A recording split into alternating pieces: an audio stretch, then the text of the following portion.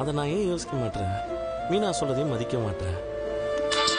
சிறகடிக்க ஆசை இன்னைக்கான எபிசோடு என்னன்னு பார்த்தோம்னா, முத்து நம்ம ஏன் சீதா கல்யாணத்தை தடுக்கணும்? சீதா சந்தோஷமா வாழட்டும் அப்படின்னு சொல்லி யோசிச்சுட்டே காரில் வராரு. மீனா அந்த பக்கம் அழுதுட்ருக்காங்க. அண்ணாமலை இருந்துட்டு, என்னாச்சும்மா ஏன் மீனா ஒரு மாதிரி இருக்குன்னு சொல்லி கேட்குறாங்க. எல்லாம் சீதாவோட கல்யாணத்தை பற்றி தான் மாமா, அவர் ஒத்துக்கவே மாட்டேங்கிறாரு அப்படின்னு சொல்லி பேசிகிட்டு இருக்காங்க. விடுமா நான் முத்துட்ட பேசுகிறேன் அப்படின்னு சொல்லிட்டு இருக்காரு. ஸ்ருதியை அந்த நேரம் பார்த்து ரிஜிஸ்டர் மேரேஜ் பண்ணிக்கோங்க மீனா அப்படின்னு சொல்கிறாங்க. அதெல்லாம் தப்புமா அப்படின்னு சொல்லி அண்ணாமலை சொல்லிட்டு இருக்காரு. மீனா ஐயோ அவருக்கு தெரியாமல் நம்ம இப்படி பண்ணிட்டோமே, நம்ம மனசாட்சி எப்படி நம்மளை குத்துதே அப்படின்னு சொல்லி வருத்தப்பட்டு யோசிச்சுட்டு இருக்காங்க.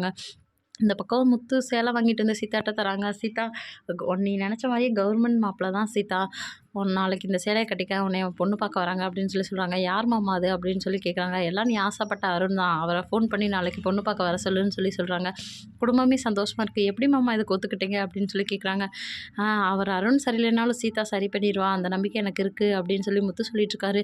நான் எங்கள் அப்பாவை தான் மாமா பெருசாக நினச்சேன், நீங்கள் எங்கள் அப்பாவடி ஒரு படி மேலே இருக்கீங்க மாமா அப்படின்னு சொல்லி சந்தோஷப்பட்டுட்டு இருக்காங்க. இந்த பக்கம் மீனாக்கு கால் பண்ணி சொல்கிறாங்க. மீனா ஃபேமிலியில் எல்லாத்திட்டையும் சொல்லிட்டு இருக்காங்க, முத்து கல்யாணத்துக்கு ஒத்துக்கிட்டாரா அப்படின்னு சொல்லி எல்லோரும் சந்தோஷப்பட்டு கேட்டுட்ருக்காங்க. அந்த நேரம் முத்து வந்துடுறாரு. மீனா ஓடி போய் அழுகுறாங்க.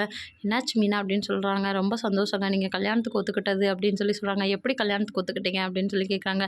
நான் அன்றைக்கி நடந்துச்சுல, ஒரு பொண்ணு விஷம் குடிச்சிச்சுல, அந்த பொண்ணு அவங்க வீட்டில் பார்த்த மாப்பிள்ளையை கட்டாமல் லவ் பண்ண பையனுக்கே கல்யாணம் பண்ணி வச்சுட்டாங்கப்பா, அதை நான் அன்றைக்கி பார்த்தேன், அதனால் நானும் சீதாவுக்கு ஒத்துக்கிட்டேன்ப்பா அப்படின்னு சொல்லி சொல்கிறாங்க. அது காரணம் இந்த கண்ணதாசன் பாட்டு தான் அப்படின்னு சொல்கிறாங்க.